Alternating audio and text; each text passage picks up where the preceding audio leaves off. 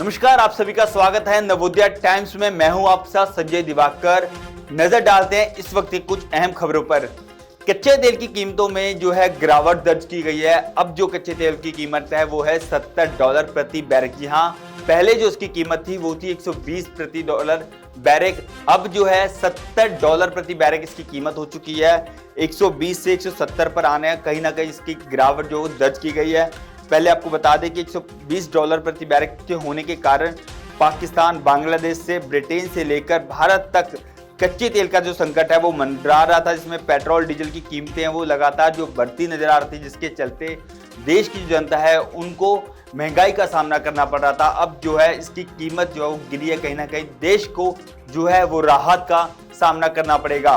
अगली खबर अमरनाथ यात्रा से है। अमरनाथ यात्रा जो है आज से शुरू हो चुकी है। ये यात्रा 3 जुलाई से शुरुआत थी। आज इसका जत्था जो है, पहला जत्था रवानगी हो चुकी है इसकी। और आपको बता दें कि यह यात्रा 57 दिन तक चलेगी।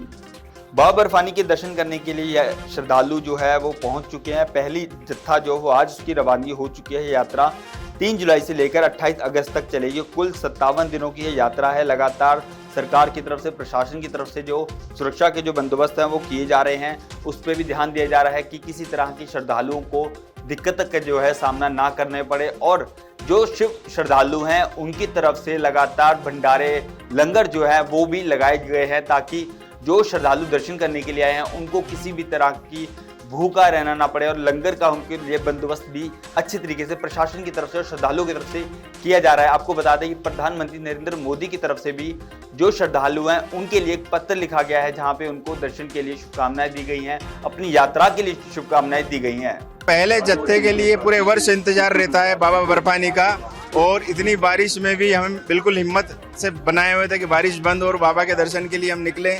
और आप मीडिया का भी बहुत बहुत धन्यवाद कि आपने धैर्य रखने के लिए सबको कहा।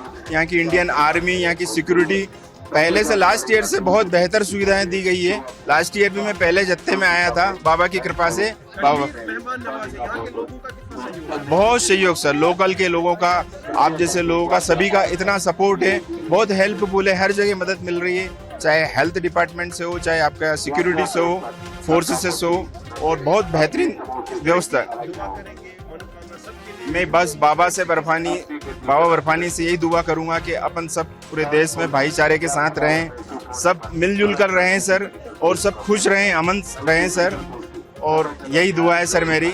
जय बाबा बर्फानी। प्रधानमंत्री नरेंद्र मोदी और जापान की प्रधानमंत्री के बीच में कल दिल्ली में बैठक की गई। द्विपक्षीय बैठक में भारत जापान ने अपनी रणनीति एवं वैश्विक साझेदारी को आगे बढ़ाते हुए एआई और कई अहम क्षेत्रों में सहयोग बढ़ाने के लिए कई अहम फैसले किए हैं।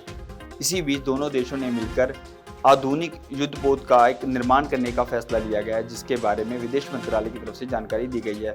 विदेश मंत्रालय की तरफ से कहा गया है कि प्रधानमंत्री नरेंद्र मोदी और उनकी जापानी समकक्ष के बीच में एक वार्तालाप हुई है, जिसमें जहाज़ों के बारे में विशेष रूप से बातचीत की गई है। हालांकि दोनों नेताओं ने हवाई, जमीन और नौसैनिक प्रणालियों की एक विस्तृत श्रृंखला पर सहयोग करने की संभावनाओं का जिक्र जरूर किया है। उन्होंने आगे भरोसा जताया है कि सही समय आने पर इस विशेष मुद्दे समेत अन्य खास प्रोजेक्ट पर भी दोनों पक्षों के बीच में बातचीत हो सकती है।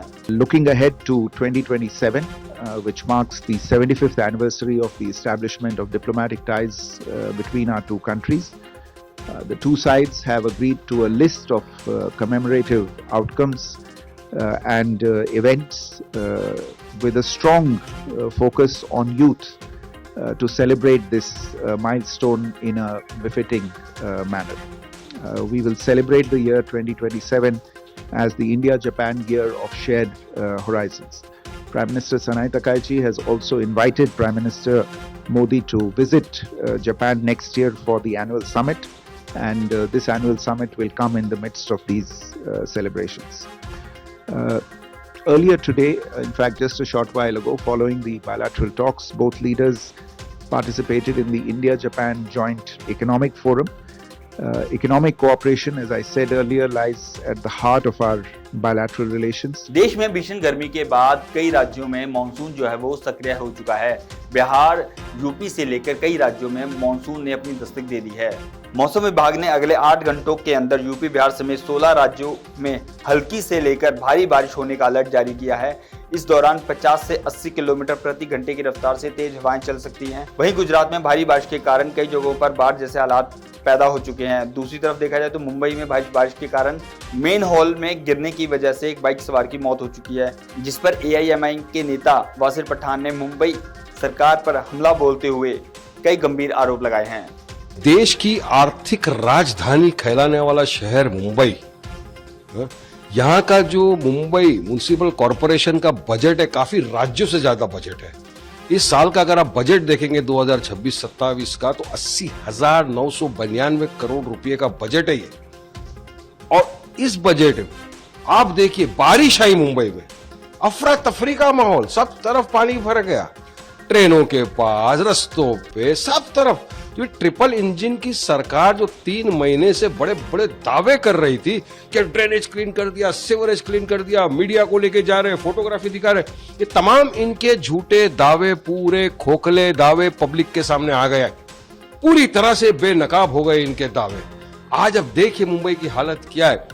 मेयर साहिबा खड़ी हुई है, उनके सामने एक इंसान गिर जाता है खड्डे के अंदर। हा?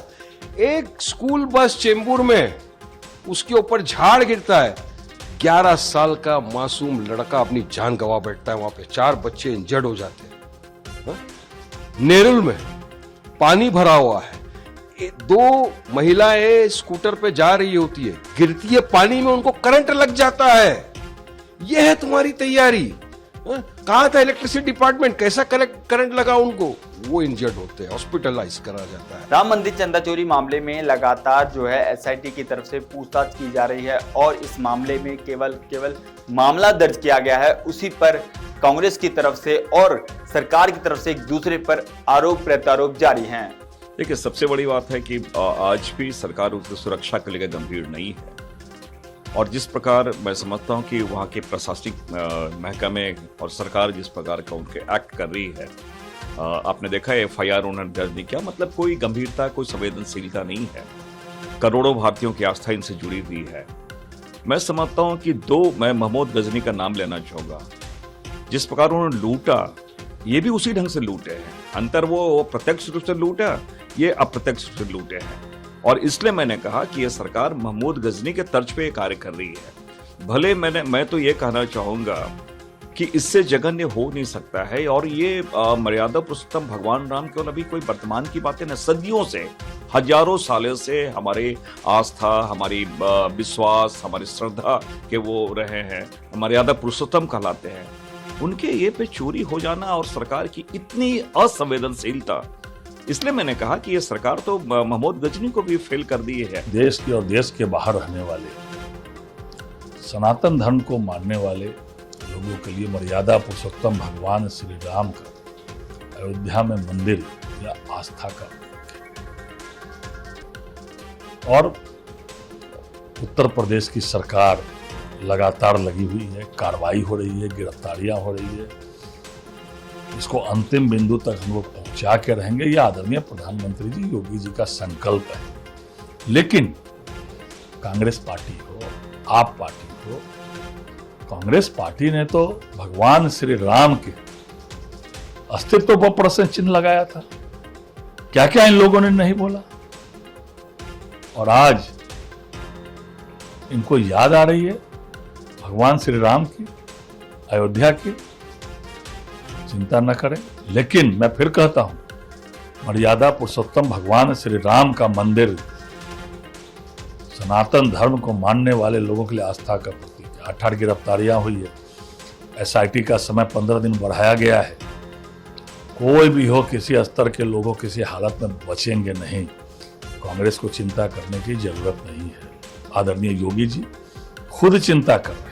मुझे दीजिए इजाजत, देखते रहें पंजाब केसरी, नवोदय टाइम्स।